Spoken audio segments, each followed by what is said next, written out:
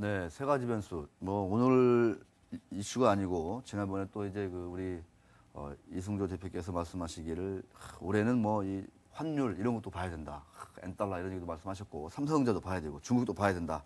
이 세 가지를 또 역시 저도 이제 꼽아봤는데 저 대표님 조금 전에 7.9% 나왔고 아까 조영찬 소장 얘기 들어보니까 뭐 하반기는 뭐 8.5%까지도 상승할 수 있다. 이런 얘기까지 하셨는데 자, 그 지난 시간에 나오셔도 중국 시장을 이제는 조금 눈여겨봐야 된다. 이런 얘기도 했거든요. 자, 4분기 GDP 발표 어떻게 좀 감상을 하셨습니까? 조금 전에 아주 그냥 유심히 듣고 계시던데. 예, 뭐 시각은 큰 그림은 같습니다. 그런데 체감 지수로는 속도가 좀 다를 것 같아요. 속도가. 예. 무슨 얘기냐면 네.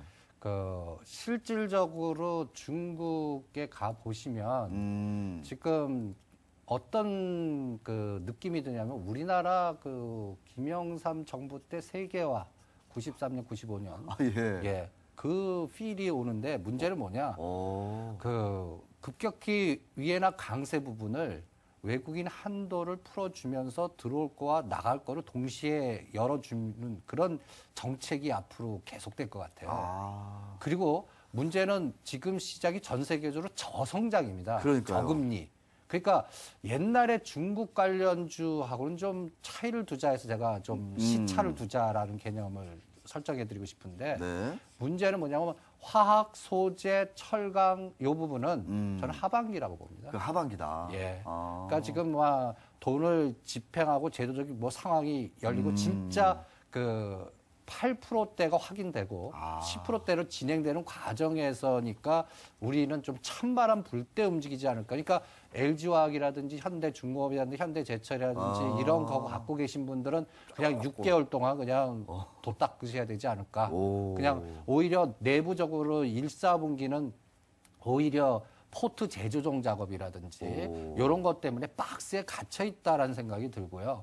오히려 거기에서 먼저 움직이는 게 중국 소비주나 도시와 관련된 종목들 그리고 중국의 현지화된 기업들에서 전번 제가 1월 초에 뭐 CJ그룹이라든지 롯데 쇼핑이라든지 그다음에 이런 것들이 특화되거나 중국 소비자 지갑을 여는 또 도시화해서 우리가 도시화한다면 거기에서 뭐 건설하고 막 하는 이런 거를 먼저 탁 체크하는데 저는 오히려 소비자들이 해외 쪽으로 나가고 들어온 요게 자유롭게 될 거고 내륙 지방의 옛날에 농민공 도시공들의 소득을 높이려고 그러고 해서 이게 격차를 좀 줄이려는 과정에서 여기에서 옛날에 우리나라도 그런 거 있지만 이제 우리 그 개인들이 생필품이라든지 뭐 소득이 높아졌을 때 뭘 제일 먼저 사나 이거를 곰곰이 생각해 본다면 그 부분에서 우리가 체크해야 되지 않을까. 그래서 지수는 상해 증시는 올라갈 것 같습니다. 저는 무려 하반기 정도에는 뭐 3,000도 돌파할 것 같다라고 보는데. 아까 뭐 그림도 준비하신 것 같은데. 그렇죠. 여기 지금 오늘도 상해 종합증시 보니까 2,300을 넘어섰거든요. 예, 2,300선보다는 이제 여기 그림 보시면 이게 2,450이 하나의 마디라고 봅니다. 지금 이 상해 증시의 3년 트렌드인데 1년 트렌드를 잠시 위로 보시면 지금 빨간 글씨가 이제 다우는 그 1년의 고점을 막 돌파 시도하려고 그럽니다. 그런데 가장 소외된 게 이 녹색 그래프의 상해 종합 지수가 12월 달 저점 찍고 이제 시작이거든요. 그리고 우리도 상대적으로 상에 따라서 가는 정도입니다. 그러니까 2000선이 저항이 아니라 지지가 되기 전까지는 상해 쪽의 속도가 그러니까 지금 300에서 지금 150포인트 이 벽을 뚫어줘야 뭔가 거기서 이제 철강 소재 이러한 화학 기초소 이런 게 갈 것 같고 그 사이에는 한 3개월 동안은 내수 유통 이런 쪽 아니면 중국에 현지화되어 있는 기업들 그러니까 요런 차이를 조금 실전 매매하실 때 차이 오차를 두시면 실전 매매하는데 좀 참고가 되지 않을까 이렇게 판단하고 있습니다. 그렇습니다. 전통적인 그 중국 경제 성장의 어떤 수혜주라고 얘기했던 우리 철강이라든가 조선, 뭐 기계 이런 또 하다못해 건설 이런 그 업종들은 좀 하반기 정도에서 조금 이제 주목을 받을 것 같고 지금은 뭐 소비 그다음에 도시화 이쪽에서 뭔가 주목을 받아야 되는. 그래서 지금 현재 중국 시장에 진출해가지고 열심히 물건들을 잘 팔고 있는 기업들 좀 더 상반기에는 좀 주목해서 봐야 된다 이런 말씀하셨습니다. 저는 이제 오늘도 그랬지만 아까 달러엔 환율 한 90엔 장중에 돌파했다는 얘기 듣고 제가 상당히 좀, 이거 좀 생각보다 좀 심각하구나 이런 느낌을 가졌거든요. 근데 아까 좀 그 대표님 그 왜 위안화가 너무 지금 가파르게 조성되고 있는데 이거를 중국 정부에서도 어느 정도는 조금 의식을 하고 있을 것이다. 결국 일본 중앙은행도 그 지금 엔화 지금 계속 지금 떨어뜨리려고 애를 쓰고 있는 것 같고 그렇게 되다 보면은 미국도 지금 경기를 살리려면은 이 달러 환율 이거 신경 안 쓸 수가 없지 않습니까? 그러면 결국은 이 환율이 진짜 올해는 상당히 좀 큰 변수가 될 것 같은데 어떤 식으로 지금 이제 달러엔 90엔 돌파했거든요. 지난번 시간에 나오셔가지고 이 90엔 돌파하고 하느냐 안 하느냐 이게 상당히 중요하게 봐야 된다 이렇게 말씀하셨는데 그 이후로의 흐름 어떻게 좀 정리할 수 있을까요? 일단 그거는 제가 보기에는 네. 그 상반기 특히 6개월 동안은 엔달러, 원달 이거를 그 수급 관계와 그다음에 저는 국제 정치학적 시각 뭐 어떤 분은 뭐 음모론의 환율 정책까지 얘기하는데 네. 보이지 않는 정책 국제 정치적인 어떠한 파워 게임이 우리 한반도를 중심으로 해갖고 지금 그 큰 회오리 바람이 이루어지고 있기 때문에 엔달러, 원달러의 저는 그 간격, 스프레드라고 표현하는데 네. 그 간격이 넓어지냐 좁아지냐 갖고 우리가 헤지 펀드들이 그걸 이용할 것 같아요. 마치 또 전번에 우리가 연초에 와서 뱅가드 펀드 그 변동성에 그러니까요. 따라서 네. 시소식 게임과 시차 개념이 나올 거다 이렇게 보는데 전에 그 연초에 제가 이 1월 4일 날인가요? 기억이 안 나는데 이 그림을 갖고 와봤습니다. 그 보여드린 적이 있었을 거예요. 네. 90엔이 한번 마디가 될 것 같다. 그러니까요. 그다음에 예. 1,050원에 깨면 우리가 금리 인하라든지 보이지 않는 정책적인 개입이 들어갈 거다. 그러나 이렇게 집행했음에도 불구하고 엔화가 추가적인 약세가 되는 모멘텀은 저는 2월 15일 날 마디에 미국의 부채 한도가 증액이 되느냐 안 되느냐와 4월 달에 일본 은행장께서 임기가 만기입니다. 네. 그러니까 이걸 정치적 시각으로 보라는 게 그런 정치 결정 의사 마디를 미리 생각해야 돼요. 그러니까 엔달러와 원달러의 동량은 단기적으로 90엔 돌파하면 이게 100엔 스트레이트로 가는 게 아니라 올라가면 두들겨 맞고 올라가면 두들겨 맞고 해서 밴드가 좁은 상태에서 조절되면서 오히려 그 상황에서 이제 현재 오늘은 90엔을 돌파했고 1,050원을 지지할 때 네. 이때 아주 매크로 투자 전략으로 여러분들한테 설명해 드렸던 종목이 뭐였죠? 현대차하고 역발상 전략하고 네. 한국전력하고의 매매 감각. 예. 1월 초에 분명히 엔화 부채가 많은 한국전력 땡기고 현대차 때릴 거다. 이런 전략을 세워드렸어요. 그러니까요. 그래갖고 1월 3일 데이터가 한국전력이 31,000원이었고 그다음에 현대차가 20만 원이었는데 이 그래프를 한번 보시면 그리고 나서 2주 정도 지났는데 요게 34,950원까지 갔고 요거 20만 원을 자꾸 20만 지도해서 터닝 포인트를 막 주려고 그래요. 맞아요. 지금 현재까지 요거 보시면 제자리 뛰기 하고 터닝해요. 이 얘기는 90엔에서는 한번 걸릴 거다라고 보는 시장이 미리 반영을 하는 거고 그다음에 여기서 솔직하게 90엔에서 100엔 가는 것보다는 속도 조절을 할 거다. 그런 대신 다시 일본 은행장이 만약에 아베 사람이 되면서 다시 또 무제한 양적 완화 되려면 그때 속도가 나올 거다. 그 시차가 한 2달 정도 될 때 시가상위 전부터 시세는 35,000원대 한전을 시세 차익을 두면서 3만 원 정도까지 밴드에서 시소 박스 그럴 때 현대차는 25만 원, 23만 원을 22만 5천 원과 23만 원 상단, 20만 하단 좁은 박스에서 시소식으로만 움직이고 거기에서 시세가 큰 차이가 안 나는 그러니까 대형주 갖고의 매매 잣대는 한 2-3달 동안은 7에서 10%에서 갇혔다. 짧게. 그러니까 종합주가 지수가 상대적으로 1950에서 크게는 2050, 작게는 2000이 저항해서 갇혔다. 그러니까 이런 게 오히려 뱅가드 펀드 정리될 때까지 그다음에 청산 게임이 어느 정도 완료되고 프로그램 매매 동량에 의해서 꼬리가 몸통이 흔드는 그러니까 감각이 아침과 요새 장 보시면 오늘과 내일이 다르고 그러니까요. 그다음에 미국 시장 올랐을 때 조심해야 돼요 오히려 올려놓고 팰 수도 있고 삼성전자 변동성 이런 시장의 흐름이 당분간은 프로그램 꼬리가 몸통을 흔드는 그래서 뱅가드 펀드의 청산이 전 반 정도 좀 지날 때 대충 한 3월 달 정도 잡고 있습니다. 시기적으로 얼추 맞아 떨어진 거예요. 3월 달 정도 되면 그때 이제 중국의 양호가 되고 본격적인 정책의 우선순위가 결정이 될 거예요. 맞아요. 정책 우선순위가 중요해요. 돈을 어디다 푸느냐가 중요하거든요. 그러니까 그게 뭐 철도 사업부터 먼저 풀지, 도시화해서 어느 섹터를 또 내륙 지역 어느 지역을 먼저 할지 이런 것들이 나와서 거기에 연계되는 기업들의 우선순위가 어느 정도 그림이 그려지는 게 한 3월 중순 정도 될 것 같아요. 네. 그때까지는 우리는 선물 옵션 만기 동시 만기 때까지 뱅가드 펀드의 청산 과정의 변동성이 어떻게 이용되느냐. 이거는 헤지펀드의 이벤트 드라이븐 전략의 특수 상황을 이용한 전략입니다. 그렇죠. 전번. 그리고 매크로 전략이 같이 들어왔어요. N달러, 원달러. 그러니까 시장이 노이즈가 많고 복잡해요. 그런 상황에서는 오히려 제가 지수 보지 마십시오라고 심지어는 이런 얘기합니다. 어떤 변수가 왔을 때 헤지펀드들은 이 상황을 어떻게 이용할까? 스위칭 전략과 밴드 전략, 시간차 공격 전략. 그러니까 완전히 그 시간차 공격이라는 건 뭐냐면 매수와 매도를 시간을 늦춰버립니다. 아니면 삼자 쿠션을 돌린다든지.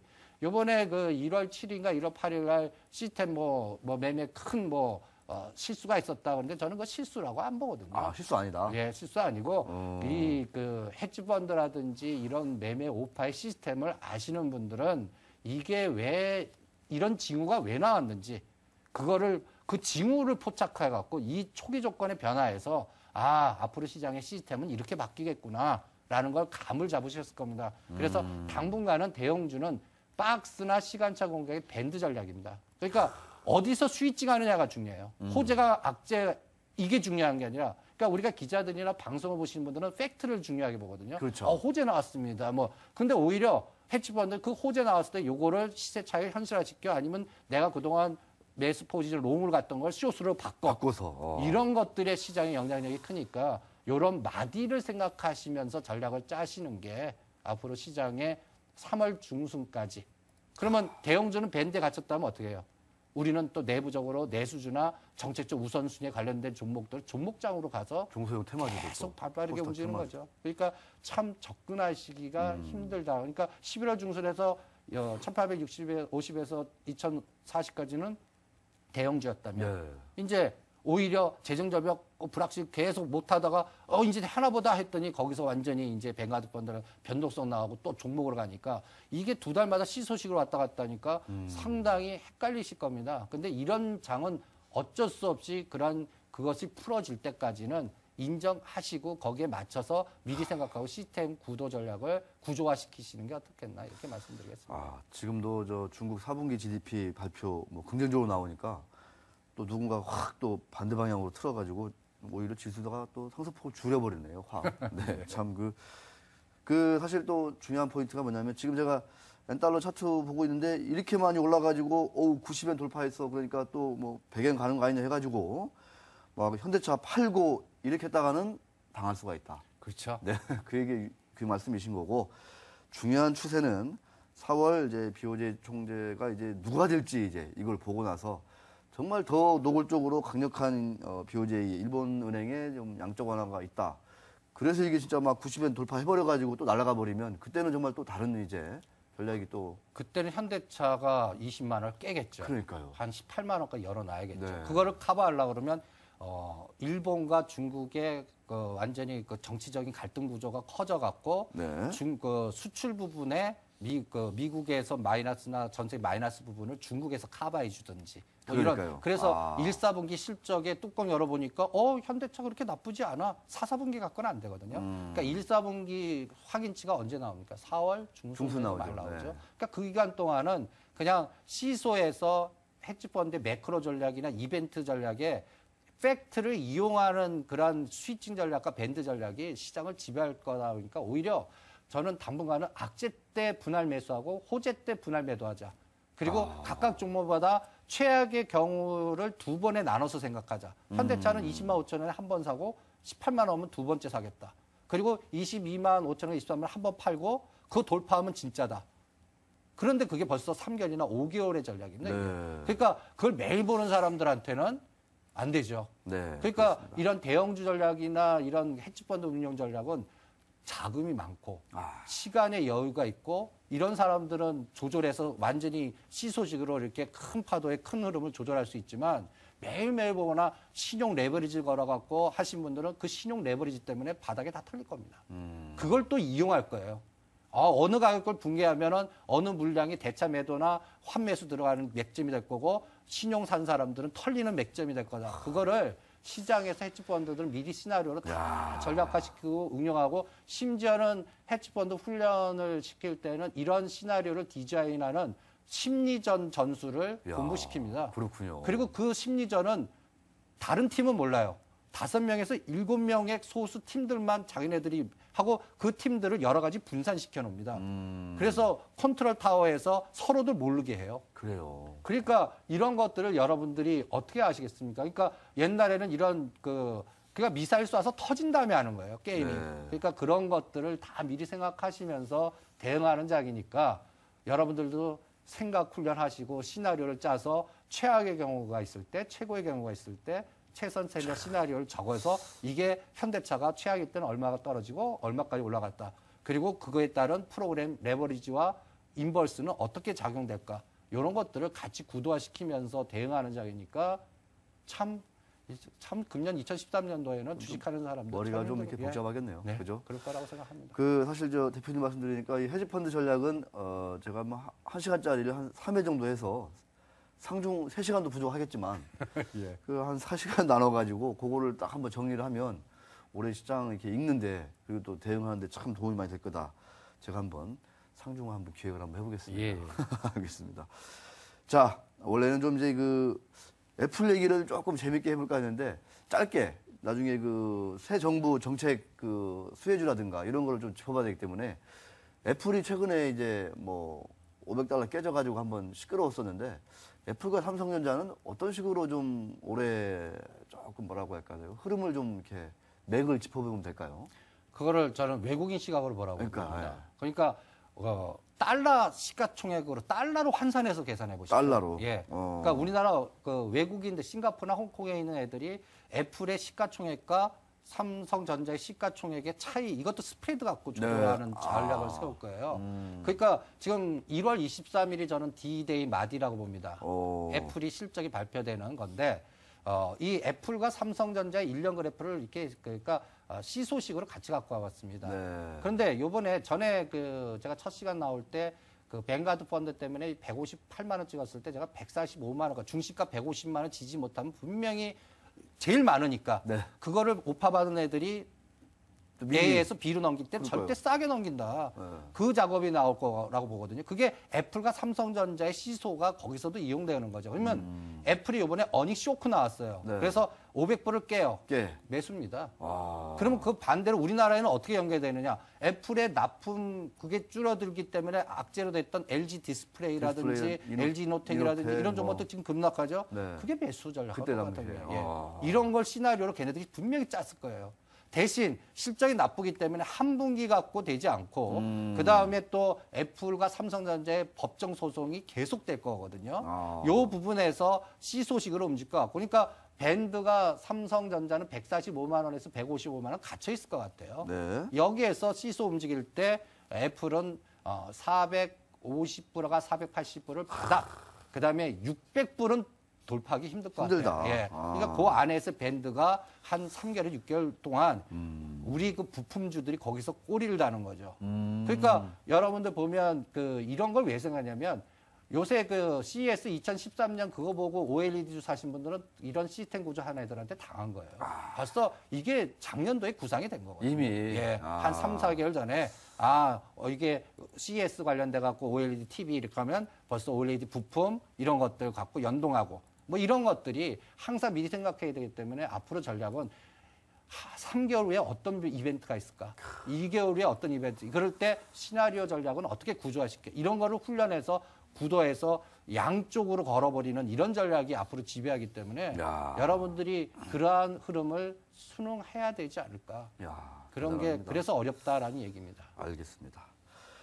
자, 뭐 아까도 말씀하셨어요. 지금 그러면은 뭐 4월까지 이제 또는 이제 1분기 실적이 나올 때까지 어떤 지수라든가 우리 시장의 큰 뭐 대장주들은 좀 어떤 헤지펀드 전략이라든가 이런 게 상당히 민감하게 이제 극도로 노출되면서 좀 이렇게 출렁출렁하면서 우리 투자자들을 많이 좀 이렇게 애를 먹일 수도 있을 것 같은데 정작 지수가 그렇게 갇히고 뭐 애플, 삼성전자가 뭐 이런저런 이슈 때문에 또 헤지펀드의 어떤 전략 때문에 좀 갇힌다면 또 우리 또 이제 새 정부 출범하지 않습니까? 그러면 지금 벌써부터 이제 이런저런 그 관련한 수혜주들, 정책 수혜주들, 테마주들 막 지금 난리 치고 있는데 우리 특별히 여쭤보는 이유는 좀 이렇게 얘기되는 그런 그 정책 수혜주, 테마주 이런 것들 한번 좀 듣고 싶어서인데 어떤 거 좀 우리가 올해 많이 스터디를 좀 하면 좋을지 한번 좀 고견 좀 들려주시죠. 저는 항상 복잡계라는 생각하면 모든 노이즈 많죠. 네. 거기서 단순한 걸 하나 뽑자라는데 네.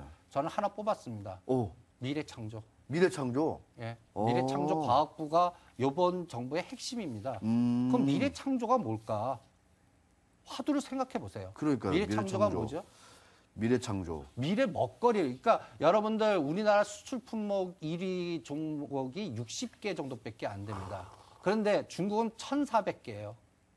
1,400개. 1,400개. 예. 그러니까 지금 그 박근혜 정부에서 주력하는 게 이제 수출 경쟁력에서 나가서 진짜 팔아야 되거든요. 네. 그러니까 1위를 할 수 있는 것들 중에서 기초 소재 쪽에, 기초 과학 쪽에, 통신 쪽에, 그다음에 여러 가지 또 중국 모멘텀 쪽에 앞으로 1위 될 수 있는 종목들을 키우겠다는 게 기본 전략이거든요. 네. 그러니까 그 전략에 순응하는 종목들. 그러면 다시 또 그 미래 에너지, 녹색이라든지 에너지. 그러니까 이제 다시 또 OCI라든지 태양광이라든지 그래 이런 거를 다시 조심스럽게 봐야 될 시점이고 그다음에 또 우주항공이라든지 기초과학 부분에 우리가 그 육성할 수 있는 기업들이 뭘까 이런 걸 찾아내는 게 중요할 것 같고요. 그래서 미래 창조라는 개념에서 생각되는 화두를 생각하고 거기가 정부가 현대차나 삼성전자 같이 1등할 수 있는 거. 벌써 시작은 시작하고 있습니다. 그러니까 삼성그룹에서는 그쪽에서는 헬스케어 쪽을 헬스케어. 예. 그리고 또 한쪽에서는 우리나라가 이제 뒤진 것 부분, 뭐 우주항공 부분 뒤졌고 그다음에 또 남북 관계가 지금 계속 갈등 관계지만 이걸 통해서 물류가 나는 미래 창조를 먹거리라고 생각을 합니다. 물류가. 예, 물류. 오. 그럼 물류가 뭘까라고 할 때 각 그룹에서 물류가 뭐 예를 들어서 배 타고 그 인도양 거쳐서 가는 게 아니라 철도 타고 철도로 간다. 시베리아 가든지 이런 거에 관련된 기업들은 뭘까? 그다음에 또 그래서 삼성그룹에서는 삼성물산 호텔신라. 나는 그게 물류의 주축이 될 것 같거든요. 그다음에 또 하나 여러분들 보면 중국에서 진짜 아까 내수 육성 심지어는 이런 중국과 일본의 갈등 구조 때문에 내년도에 그 아메이 15,000명 정도가 일본 안 가고 우리나라 온다고. 그 사람들이 한 번에 오는 게 최고예요. 그러면 그 사람들이 와서 카지노 갈 거고, 면세점 갈 거고, 뭐 어디 여행 갔을 때 얼마나 돈을 풀까. 이런 것들을 생각하고 거기 관련주들. 그리고 또 오히려 반대로 중국의 중국에 진출한 기업들. 요거 마지막으로 간단하게 중국 경제금융연구소에서 요새 자료를 잘 만드는데 아주 요 구도를 저는 좋다라고 생각합니다. 아까 미래창조와 그다음에 중국 부유층이 지가면은 생필품 소비 관련주 여기에 뭐 CJ그룹도 있고 그다음에 다시 관련된 종목들이 다시 움직이는가 우리나라 옷 뭐 라겐나 베이직하우스 롯데 LG 패션 그다음에 롯데 홈쇼핑 관련 이런 것들을 체크하시는 게 어떨까요? 네, 자 이승주 대표님과 시장에 대한 얘기 잘 들어봤습니다. 메모 꼭 하시고 자 대응 잘 하시기 바라겠습니다. 자 주말 잘 보내시고 수고하셨습니다. 예, 감사합니다.